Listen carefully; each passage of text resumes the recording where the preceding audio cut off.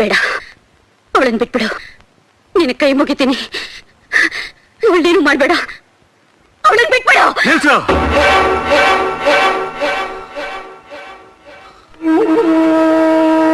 ನೋಡು, ಗೊತ್ತಿದ್ದೋ ಗೊತ್ತಿಲ್ದೇನೋ ನಿನ್ನ ಮಗ ನಮ್ಮ ಗಡಿ ದಾಟೋ ಪ್ರಯತ್ನ ಪಡ್ತಿದ್ದಾನೆ. ಅದನ್ನ ನಿಲ್ಸಕ್ ಹೇಳು. ಇಲ್ಲ ಅಂದ್ರೆ ಗೊತ್ತಿದೆಯಲ್ಲ, ಈ ಮಾರಿ ಮುತ್ತು ಕಾಲಿಟ್ಟು ಮನೇಲಿ ಮುತ್ತೈದೆಯರು ಮುಂಡೇರಾಗ್ತಾರೆ, ಮಕ್ಕಳು ರಂಡೇರಾಗ್ತಾರೆ ಅಂತ. ನೀನಂತೂ ಮುಂಡೆ ಆಗಿದೀಯ, ಬಾಕಿ ಇರೋದು ನಿನ್ನ ಮಗಳು. ಯೋಚನೆ ಮಾಡಿ.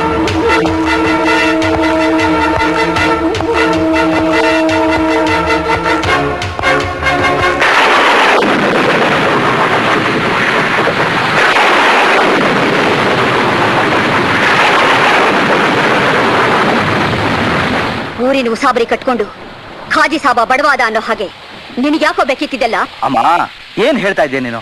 ಸಾರಾಯಿ ಅಂಗಡಿನ ಎತ್ತಂಗಡಿ ಮಾಡಿಸಿ ಒಂದು ಹೆಣ್ಣಿನ ಮಾನ ಕಾಪಾಡ್ದೆ ಅಂತ ಊರೆಲ್ಲ ನಿನ್ನ ಹೊಗಳ್ತಿದ್ಯಲ್ಲ, ಅದನ್ನ. ಹೆಣ್ಣಿನ ದೇವ್ರು ಅಂತ ಪೂಜೆ ಮಾಡೋ ದೇಶಮ್ಮ ನಮ್ದು. ಅಂತದ್ರಲ್ಲಿ ಒಂದ್ ಹೆಣ್ಣೆ ಕಾಪಾಡಿ ಅಂತ ಕೂಗ್ತಾ ಇದ್ದಾಗ ಯಾರು ತಾನೇ ಸುಮ್ಮನೆ ಇರ್ತಾರೆ? ಅದು ಒಬ್ಬ ಗಂಡಸಾಗಿ. ನೀನೊಬ್ನೇ ಅಲ್ಲಿ ಇದ್ ಗಂಡಸು, ಬೇರೆ ಯಾರು ಇರ್ಲೇ ಇಲ್ವಾ? ಇದ್ರು, ಆದ್ರೆ ಎಲ್ಲ ಸುಮ್ಮನಿದ್ರು. ಯಾಕೆ ಹೇಳು? ಅವರೆಲ್ಲ ಬುದ್ಧಿವಂತರು, ನಿನ್ ಥರ ದಡ್ರಲ್ಲ. ಅಂದ್ರೆ ಈಗಿನ ಕಾಲದ ಜನ ಎಂಥವ್ರು ಗೊತ್ತಾ? ಒಬ್ಬರ ಮನೆಗೆ ಬೆಂಕಿ ಬಿದ್ದರೆ ಅದನ್ನ ಆರಿಸೋದ್ರ ಬದಲು ಅದೇ ಬೆಂಕಿಯಿಂದ ತಮ್ಮ ಮನೆ ದೀಪ ಬೆಳಗಿಸ್ಕೋತಾರೆ ಕಣೋ. ಹಾಗಂತ ನಾನು ಅವರಾಗೆ ಇರುವಂತೆಯಮ್ಮ? ಹೌದು, ಹಾಗಿದ್ದು ಬುದ್ಧಿವಂತ ಅಂತ ಕರೆಸ್ಕೋ. ದಡ್ಡ ಅನ್ಸ್ಕೊಂಡು ಆ ಮನೆ ಹಾಳ್ರನ್ನ ಮಟ್ಟ ಹಾಕ್ತೀನಿ ಹೊರತು ಬುದ್ಧಿವಂತ ಅನ್ಸ್ಕೊಂಡು ಅವ್ರನ್ನ ಬೆಳೆಯೋದಕ್ಕೆ ಬಿಡೋದಿಲ್ಲ. ಆಗ ನಿನ್ ತಂಗಿ ಸೀತೆ ಆಗಿರಲ್ಲ, ದ್ರೌಪದಿ ಆಗ್ತಾಳೆ. ಈ ಮಾತ್ ನಾನ್ ಹೇಳಿಲ್ಲ ಕಣೋ. ನೀನು ಮಟ್ಟ ಹಾಕ್ಬೇಕು ಅಂತಿರೋ ಆ ಮನೆ ಹಳ.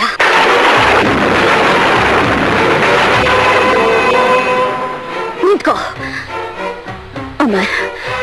ಆವೇಶ ಪಡೋ ಬದಲು ಆಲೋಚನೆ ಮಾಡೋ.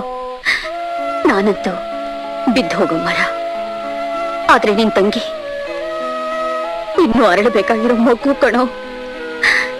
ಮುಳ್ಳಾಗಿ ನಿನ್ನೆ ಅವಳನ್ನ ಕಾಯ್ಬೇಕು, ಇಲ್ಲಾಂದ್ರೆ ಇದನ್ನ ಯಾರಾದ್ರೂ ಹೊಸ್ಕಾಕ್ತಾರೆ. ಅಮ್ಮ, ನನ್ ತಂಗಿಗೋಸ್ಕರ ಬೇರೆಯವ್ರ ತಂಗಿರ ಬಲಿ ಕೊಡುವಂತೀಯ? ಬಲಿ ಕೊಡು ಅನ್ಲಿಲ್ಲ, ಊರನ್ನೇ ಬೆಳಗಕ್ಕೆ ಹೊರಟಿರೋ ನೀನು ಕಡೆ ಪಕ್ಷ ನಮ್ಮನೆಗೆ ಒಂದು ಊದುಗಡ್ಡಿನಾದ್ರೂ ಬೆಳಗೋ. ನಾನ್ ನಿನಗ್ ಮಾತ್ರ ತಾಯಲ್ಲ, ನಿನ್ ತಂಗಿಗೂ ತಾಯಿಯಾಗಿದ್ದಕ್ಕೆ ಹೇಳ್ತಾ ಇದ್ದೀನಿ. ಚೆನ್ನಾಗಿ ಯೋಚನೆ ಮಾಡು. ಅದಾಗ್ಲಿಲ್ಲ ಅಂದ್ರೆ ಅದೇ ಊದುಗಡ್ಡಿನ ನನ್ನ ಫೋಟೋ ಮುಂದೆ ಹಚ್ಚು.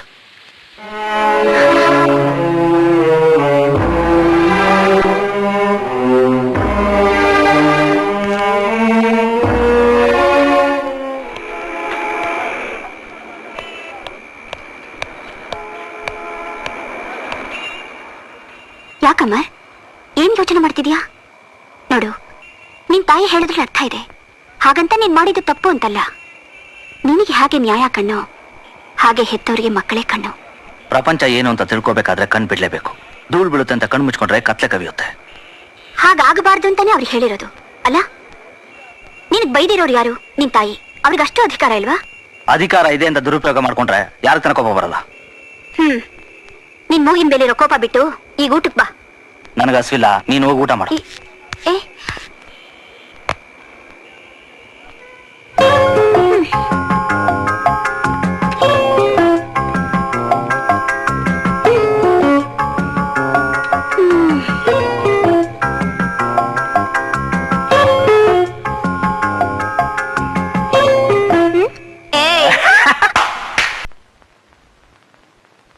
ದುಡ್ಡು?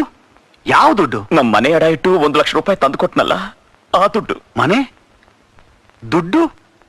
ನನಗೊಂದು ಅರ್ಥ ಆಗ್ತಿಲ್ವಲ್ಲ ಸರ್. ನೀವೇನ್ ಮಾತಾಡ್ತಿದ್ದೀರಾ ಅಂತ ಗೊತ್ತಿದ್ಯೋ ಗೊತ್ತಿಲ್ವೋ ನನಗ್ ಗೊತ್ತಿಲ್ಲ ಸರ್. ಆದ್ರೆ ನೋಡು ಕುಮಾರ್ ಸರ್, ನೋಡು ಕುಮಾರ್, ಗೊತ್ತಿದ್ದು ಮಾತಾಡಿದ್ರೆ ರಾಜ್ಯ ಕಟ್ಟೋಕ್ಕಾಗತ್ತಾ? ದೇಶ ಆಳಕ್ಕಾಗತ್ತಾ? ಕ್ಲಿಯರ್ ಆಗಿ ಹೇಳ್ತಾ ಇದ್ದೀನಿ, ನನಗೆ ನೀನ್ ಯಾರು ಅಂತಾನೆ ಗೊತ್ತಿಲ್ಲ. ದಯವಿಟ್ಟು ನನಗೆ ತೊಂದರೆ ಕೊಡಬೇಡ, ಇಲ್ಲಿಂದ ಹೊರಟೋಗು. ಹಾಗನ್ಬೇಡಿ ಸರ್. ಸರ್, ನನ್ನ ಆಸೆ ನೆರವೇರಿಸೋಕ್ಕೋಸ್ಕರ ಇದ್ದೊಂದು ಮನೇನು ಅಡ ಇಟ್ಟು ನಮ್ಮ ತಾಯಿ ದುಡ್ಡು ಕೊಟ್ಟಿದ್ದಾರೆ ಸರ್. ಈಗ ನೀವು ಕೆಲಸ ಕೊಡಿಸ್ಲಿಲ್ಲ ಅಂದ್ರೆ ನಾನು ಉಸಿರೇ ಇಟ್ಟಿರೋ ಪೊಲೀಸ್ ಕೆಲಸದ ಜೊತೆ ನನ್ ಮೇಲೆ ಉಸಿರೇ ಇಟ್ಟರು ನಮ್ ತಾಯಿನೂ ಕಳ್ಕೋಬೇಕಾಗುತ್ತೆ ಸರ್. Please sir, please. ನಿಮ್ಮಮ್ಮನ್ನ ಕಳ್ಕೊಂಡ್ರೆ ದೇಶಕ್ಕೇನು ನಷ್ಟ ಆಗಲ್ಲ. ಆದ್ರೆ ಈಗ ನೀನ್ ಇಲ್ಲಿಂದ ಹೋಗದೆ ಹೋದ್ರೆ ಇವಳಿಗಂತೂ ನಷ್ಟ. ಯಾಕೆ ಹೇಳು? ಇವಳು ಅಮ್ಮ ಆಗೋ ಟೈಮು ಮೀರೋಗುತ್ತೆ. ಅದಕ್ಕೆ ಸರ್, ಹೋಗು ಸರ್, ಹೋಗು, ಹೋಗು, ಪ್ಲೀಸ್ ಹೋಗು, ಸರ್, ಹೋಗು. ಸರ್. ಹೋಗಲೇ. ಅಮ್ಮ ಅನ್ನೋ ಪದಕ್ಕೆ ಅರ್ಥ ಗೊತ್ತಿಲ್ದಿರೋ ನೀನು ನಮ್ಮಮ್ಮನ್ನ 4 ಜನಕ್ಕೆ ಮೈಮಾರೋ ಇವಳಿಗೆ ಹೋಲಿಸ್ತಾ ಇದೀಯಾ? ಕೆಲ್ಸ ಕೊಡಿಸ್ತೀನಿ ಅಂತ ನನ್ನ ಹತ್ರ ದುಡ್ಡು ತಗೊಂಡು ಈಗ ನಾನು ಯಾರೋ ಗೊತ್ತಿಲ್ಲ ಅಂತೀಯ?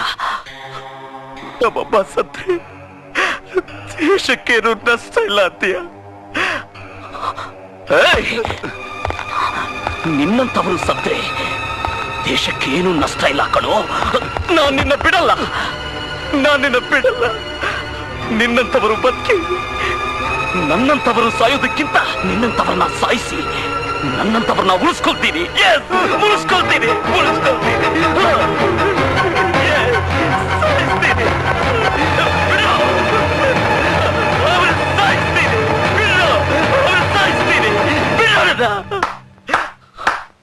ಬೇಷ್. ಇದು ಒಬ್ಬ ಪೊಲೀಸ್ ಆಫೀಸರ್ಗೆ ಇರಬೇಕಾದ ಎಲ್ಲ ಅರ್ಹತೆಗಳು ನಿನ್ನಲ್ಲಿದೆ. ನಾನಿಟ್ಟ ಟೆಸ್ಟ್ ಅಲ್ಲಿ ನೀನು ಫಸ್ಟ್ ಕ್ಲಾಸ್ ಅಲ್ಲಿ ಪಾಸ್ ಆಗಿದ್ಯಾ. ನಿನಗೆ ಕೆಲಸ ಗ್ಯಾರಂಟಿ. ನನ್ನಿಂದ ನಂಬಕ್ಕಾಗ್ತಿಲ್ಲ ಸರ್. ಕೆಲಸ ಸಿಗ್ಲಿಲ್ಲ ಅನ್ನೋ ಕೋಪದಲ್ಲಿ ದೇವರಂತ ನಿಮ್ಮನ್ನ ಬೈದು ನಿಮ್ ಮೇಲೆ ಕೈ ಮಾಡ್ಬಿಟ್ಟೆ ಸರ್. ದಯವಿಟ್ಟು ನನಗೆ ಕ್ಷಮಿಸಿ ಸರ್, ನನಗೆ ಕ್ಷಮಿಸಿ ಸರ್. ನಾನು ನಿನ್ನ ಕ್ಷಮಿಸೋದಿಲ್ಲ ಸರ್. ನೀನೊಬ್ಬ ಪೊಲೀಸ್ ಆಫೀಸರ್. ನಾನೇ ಅಲ್ಲ, ಸಿಎಂ ಆಗ್ಲಿ PM ಆಗ್ಲಿ ಯಾರೇ ತಪ್ಪು ಮಾಡಿದ್ರು ಅವ್ರ ಮೇಲೆ ಆಕ್ಷನ್ ತಗೋಬೇಕು. ಸಿನ್ಸಿಯರ್ ಪೊಲೀಸ್ ಆಫೀಸರ್ ಅಂತ ಹೆಸರು ತಗೋ, ಆಗಲೇ ನಾನು ನಿಂಗೆ ಕ್ಷಮಿಸೋದು. Sir, thank you sir, thank you. Sarathi,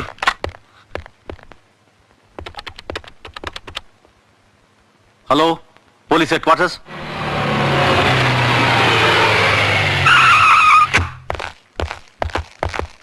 ಏನ್ ವಿಷಯ ಸರ್? ಯಾಕೆ ಅರ್ಜೆಂಟ್ ಆಗಿ ಕರೆದಿದ್ದು? ಈ ಮಹಾನುಭಾವ ದೇವರ್ಸಿ ನನ್ನ ಮಗ ನನ್ನ ಮನೆಗೆ ನುಗ್ಗಿ ನನ್ನ ಮೇಲೆ ಕೈ ಮಾಡ್ದ. ಹೇಸ್ಗೆ ತಿನ್ನೋ ನಾಯಿಗಳೆಲ್ಲ ನನ್ನ ಮೈ ಮೇಲೆ ಹಾರೋ ಆಗಾಯ್ತು.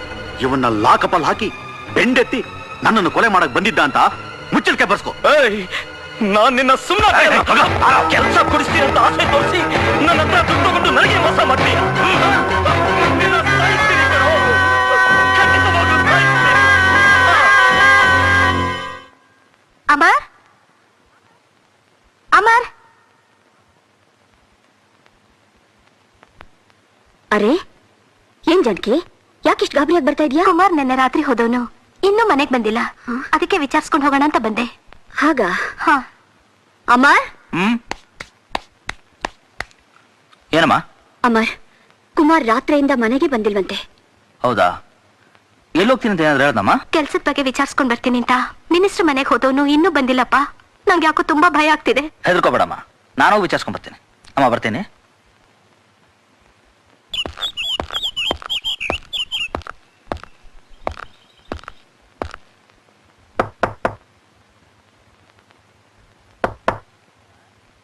Sir, sir. ಯಾರು? ಓಹೋ, ಅಮರ್ ಅವರು. ಏನ್ ಇಷ್ಟು ದೂರ? ಏನಾಗಬೇಕಾಯ್ತು ನಮ್ಮಿಂದ? ಮಿನಿಸ್ಟರ್ ಇದ್ದಾರಾ? ಮಿನಿಸ್ಟರ್ ಹೋಗಿರಿ ಮಾಕ್ಕೆ. ಅವರು ಶೇವಿಂಗ್ ಮಾಡ್ಕೊಳಕ್ಕೆ ಫಾರ್ಮ್ ಹೌಸ್ಗೆ ಹೋಗಿದ್ದಾರೆ. ಸಾಯಂಕಾಲನೇ ಬರೋದು. ಏನೇ ಮೆಸೇಜ್? ಬಂದ, ಮಿನಿಸ್ಟರ್ ಕೇಳ್ದ, ಹೋದ.